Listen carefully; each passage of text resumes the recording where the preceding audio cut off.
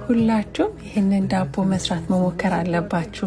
የእርሾን ቪዲዮ ደግሞ ትላንትም ሰርቻለሁ። ከዚህ በፊትም ቲክቶክ ፔጅ ላይ የእርሾ ቪዲዮዎች አሉ፣ መሞከር ትችላላችሁ። ከዛ በተረፈ የምንጠቀመው ውሃ፣ ዱቄት፣ እርሾ፣ ጨው እነዚህ ነገሮች ብቻ ተጠቅመን ቆንጆ ዳቦ አብረን እንሰራለን።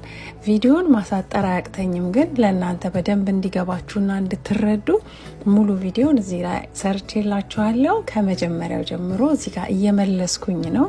ከዛ በኋላ ከድኘው ከ30 ደቂቃ እስከ 1 ሰዓት ባለው መሃል መጥቼ እንደዚህ መመለስ ማለት ነው። ከዛ እንደዚህ ካስተካከልኩት በኋላ ለ5 ወይም ለ6 ሰዓት ደብል እስከሚሆን ድረስ ውጭ እናስቀምጠዋለን። አሁን እዚህ ጋር ከ6 ሰዓት በኋላ ተመልሼ ነው አስተካክለውና ወደ ፍሪጅ አስገባዋለሁ።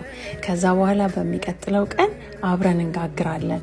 ላሳያችሁ የፈለኩት ሌላኛው ነገር እዚህ ጋር ትንሽ ውሃ በዛ ያለበት ዳቦ ነው እየሰራሁ ያለሁት። እናንተ አንዳንድ ጊዜ ትጠይቁኛላችሁ፣ ስናቦካ ውሃ በዛብን፣ ስናስተካክለው ቀጠነብን ትሉኛላችሁ። ይሄ እንደዛ አይነት ሊጥ ነው። ስትሰሩ የቀጠነባችሁ ከመሰለ ከስር ልክ እንደዚህ ዱቄት ማድረግ አለባችሁ። ከዛ በኋላ ቀስ እያረግን ነው የምናስተካክለው። ካልሆነ ሊቆረጥብን ይችላል፣ ወይንም ደግሞ እንደምንፈልገው ቅርጽ ላይ ይዝልን ይችላል ማለት ነው። ልክ እንደዚህ እንደምታዩት ፍሪጅ እያስገባሁኝ ነው። ከስር ዱቄት አርግ ያለው፣ ከላይም ትንሽዬ ዱቄት እነሰንስበታለሁ ማለት ነው። ከዛ ኔክስት ዴይ ላይ ስመጣ የተወሰነ ኩፍ ብሎልኛል። ይሄኛውን በድስት ነው መጋግረው፣ ያኛውን ደግሞ እንደምታውቁት በሳንዱች እቃ ላይ ማለት ነው መጋግረው። ድስቱ ይሄ ነው የምጠቀመው። እናንተ ክዳን ያለበት የትኛውንም ድስት ልትጠቀሙ ትችላላችሁ።